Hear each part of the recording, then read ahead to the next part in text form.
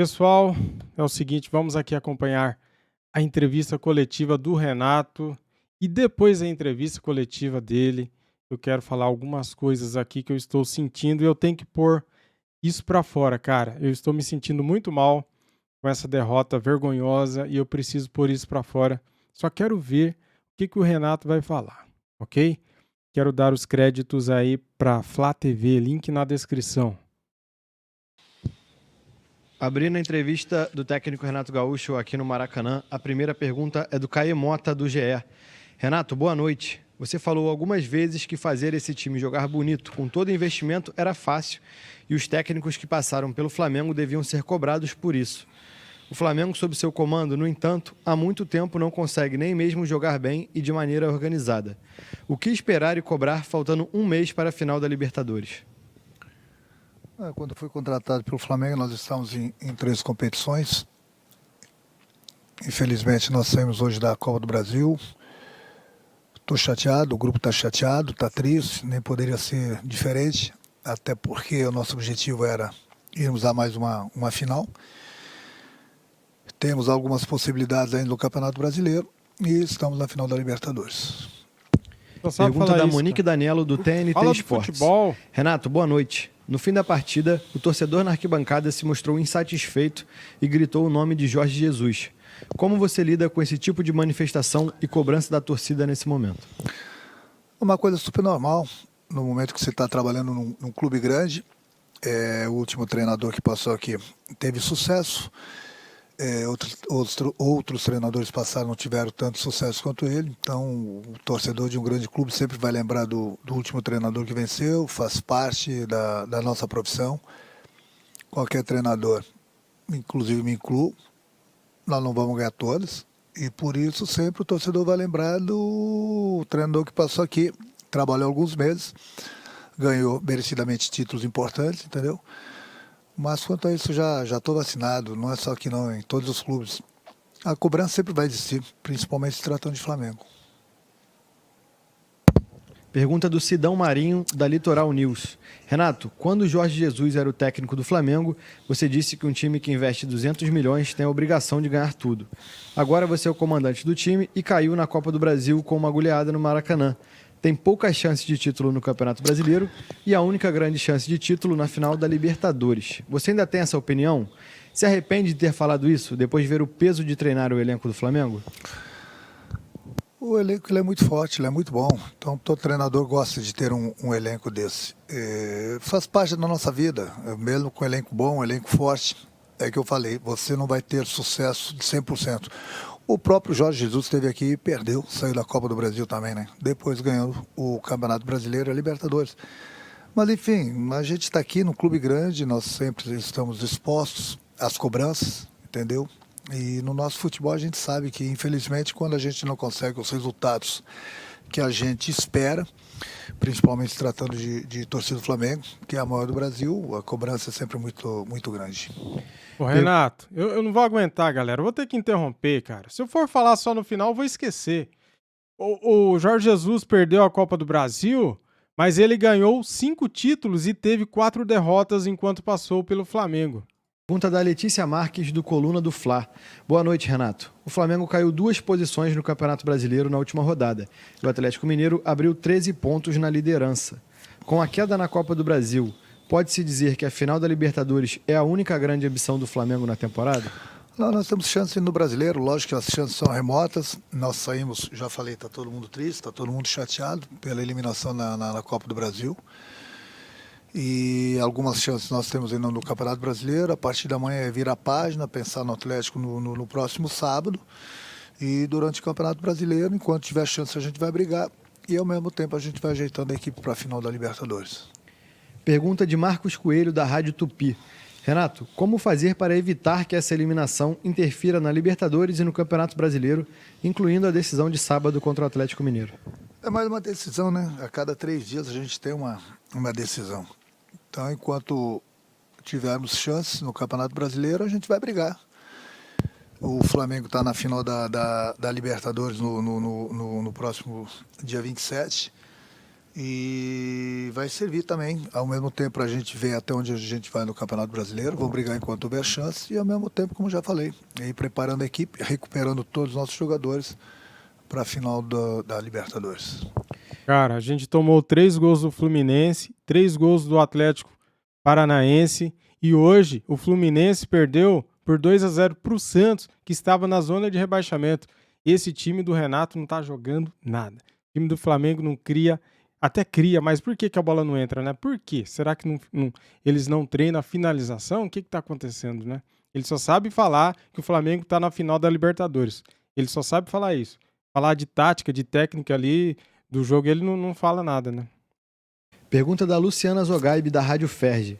Você considera um equívoco a escalação inicial? Por que insistir com o Andrés fora da posição que o próprio jogador diz se sentir mais à vontade? Muitas vezes você pega o inimigo, de repente, de surpresa, fazendo alguma coisa diferente. E foi o que eu tentei fazer na partida de hoje, colocando o André um pouquinho mais aberto e colocando o Bruno em cima do zagueiro juntamente com o Gabriel, já que nas últimas partidas o nosso atacante estava sempre bastante isolado.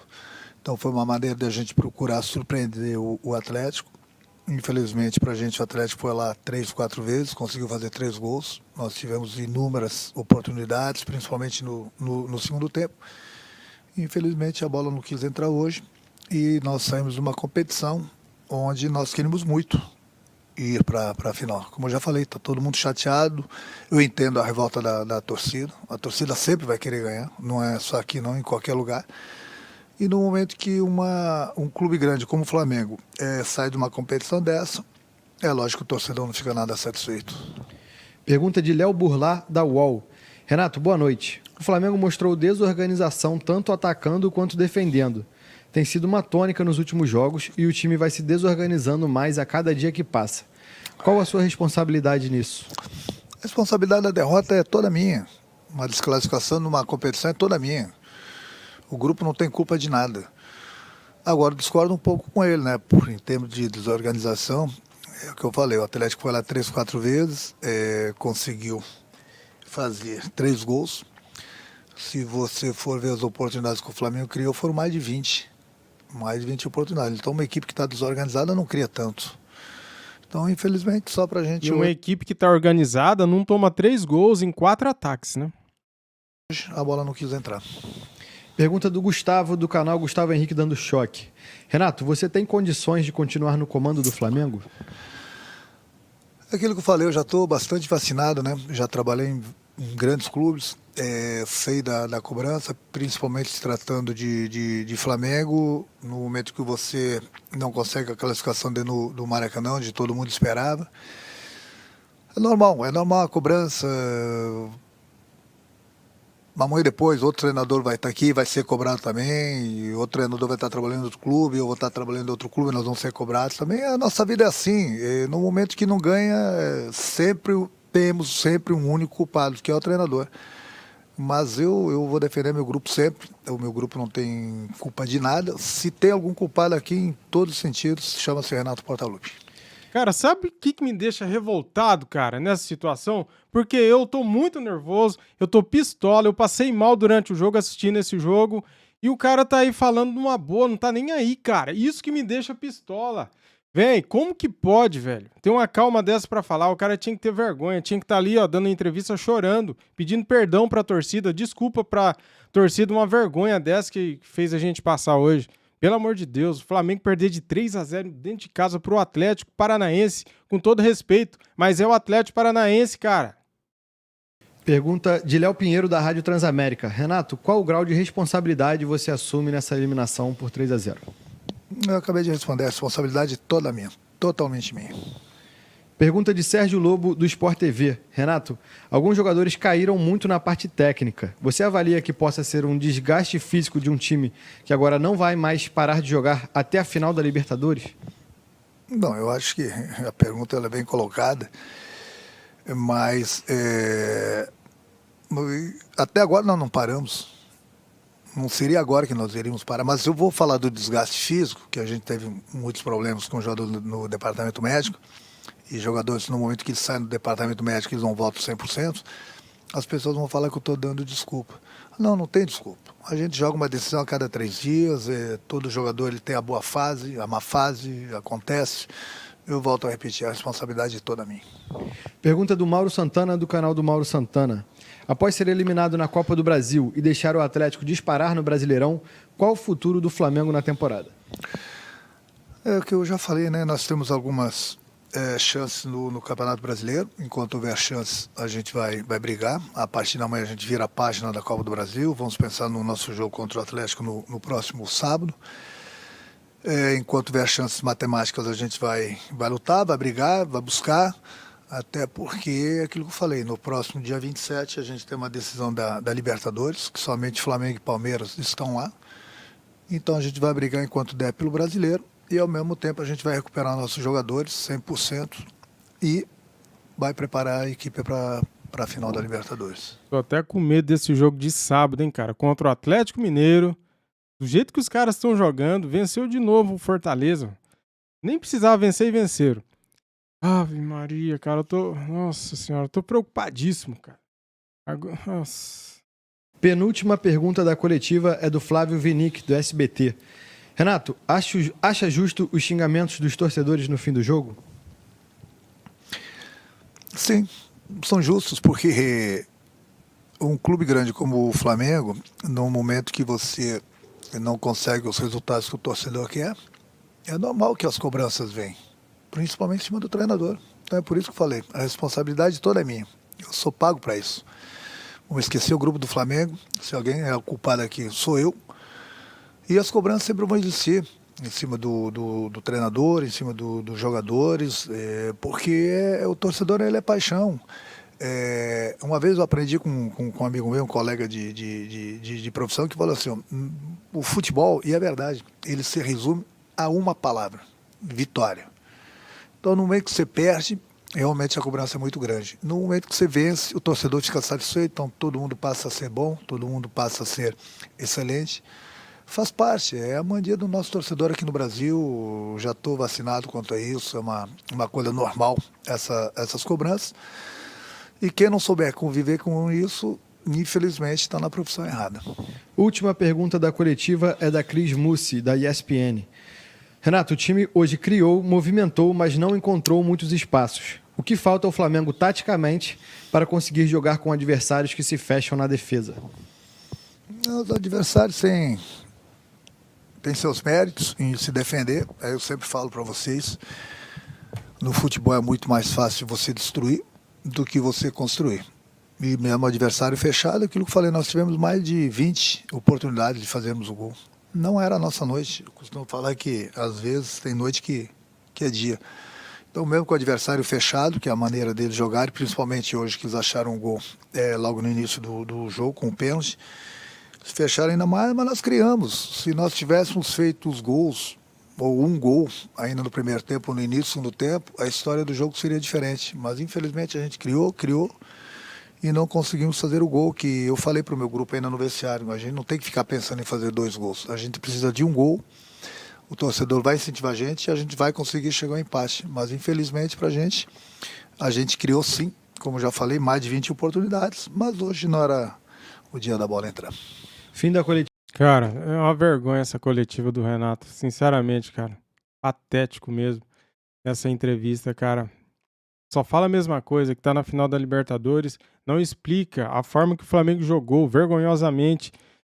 Ai, cara. Vamos lá. Ele acabou de falar que é uma vergonha perder de 3-0 pro Atlético. Pra qualquer time, não importa quem. É uma vergonha o Flamengo de hoje perder por 3-0 dentro de casa, num jogo de semifinal de Copa do Brasil. Com torcida dentro de casa, cara.